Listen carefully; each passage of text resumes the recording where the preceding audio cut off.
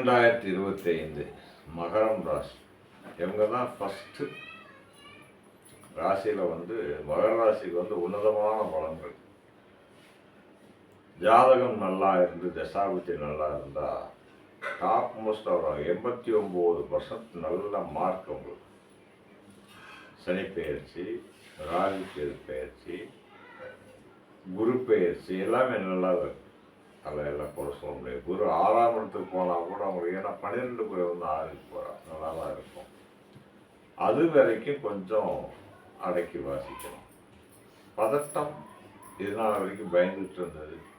Phone off பண்ணி வைக்கிறது, பேங்க்காரன் வந்துடுவானு எங்கேயாவது என்ன வெளியூர் போயிடுறது, இதெல்லாம் இனிமேல் இருக்காது.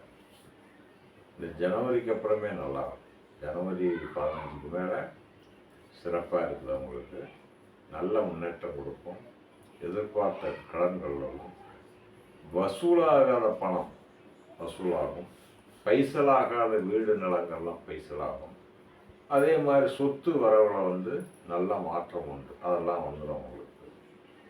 அப்புறம் திருமண விஷயங்கள் பார்த்திங்கன்னா, இதனால் கல்யாணம் ஆகாமல் இருந்தவங்க கல்யாணம் ஆகிடும். குழந்தைலாம் பிறக்கும். ஆனால் திருமணம் ஆனவங்களுக்கு பார்த்திங்கன்னா கொஞ்சம் சில வாக்குவாதங்களாக இருக்கும். நான் சொல்கிறது, இவங்க மகர ராசி, அவங்க ரிஷபத்துலேயோ கன்னிலேயோ பொண்ணு எடுத்திருந்தா, ரிஷபம்னா ரோகிணி, கன்னினா அஷ்டம், அந்த மாதிரி நட்சத்திர பெண்களை கல்யாணம் பண்ணியிருந்தா அவங்களால சில சங்கடங்கள்லாம் வரும். ஏன்னா இவங்க அவங்கள புரிஞ்சிக்க மாட்டாங்க, அவங்க இவங்கள புரிஞ்சிக்க மாட்டாங்க. அதை கொஞ்சம் பார்த்து அனுசரணையாக இருந்தால் போதும். மற்றபடி இது நாள் வரைக்கும் பிரச்சனை இருந்தவங்கன்னா இனிமேல் ஒன்று சேர்ந்து நல்லா இருப்பாங்க. குழந்தைங்க நல்லா படிக்கும், நல்லா ஆரோக்கியம், விளையாட்டுத்துறையில் நல்லா வரும் குழந்தைங்க. செல்வாக்கு மிகுந்த ஜாதகர்களாக அவங்க இருப்பாங்க. நல்ல நேம் இருக்கவங்க இன்னும் கொஞ்சம் நல்ல நேம் எடுப்பாங்க, நல்லா வந்துடுவாங்க. அதுதான் எந்த விதமான குழப்பமும் இல்லை. இதனால் வரைக்கும் கொஞ்சம் சிரமத்தில் இருந்தவங்களாம் ரொம்ப சிறப்பாக இருப்பாங்க. அது மகர ராசிக்கு மட்டும் இந்த சிறப்பு. இந்த சனி பெயர்ச்சி, குரு பெயர்ச்சி எல்லாம் 2025 அவங்களுக்கு சிறப்பாக தான் இருக்குது. வழிபாடுன்னு பார்த்தீங்கன்னா வராகியம்மன் வழிபாடு.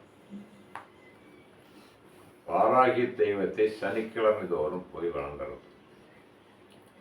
சனிக்கிழமை கால பைரவர் வழிபாடு. கால பைரவர் உண்மத்த பைரவர்னு சொல்லுவாங்க. எந்த பைரவராக இருந்தாலும் சரி, அவருக்கு போய் உண்மத்த பைரவா அப்படின்னு கூப்பிட்டா அது மாறிடுவாங்க. அவருக்கு திராட்சையில் மாலை போடுறோம். திராட்சை பழம் இருக்குல்ல, அதை கோத்து மாலை போடுறோம். ஏலக்காய் மாலை போடுறோம். அவங்களுக்கு நெய் தீபம் வைக்கிறது. நெய் தீபம்னு ஒரு 7 தீபம் நெய் தீபம் வச்சா போதும். அஷ்டமி அன்னைக்கு, வளர்புரை அஷ்டமி அன்னைக்கு போய் வேண்டுனது கேட்டால் கொடுப்பார். எனக்கு இது கொடுங்க அப்படின்னு கேட்டால் கொடுப்பார் பைரவ். அதை கேட்கணும். நரசிம்மர் வழிபாடு சிறந்ததே. ஏன்னா 10வது வீடு துலா வர்றதுனால நரசிம்மர் வழிபாடு சிறந்தது. குகை சார்ந்த கோயில். நான் சொல்கிறது நாமக்கல் குகை நரசிம்மர் போய் வழிபடலாம். நல்ல மாற்றத்தை கொடுப்பார், நல்ல ஏற்றத்தை கொடுப்பார்.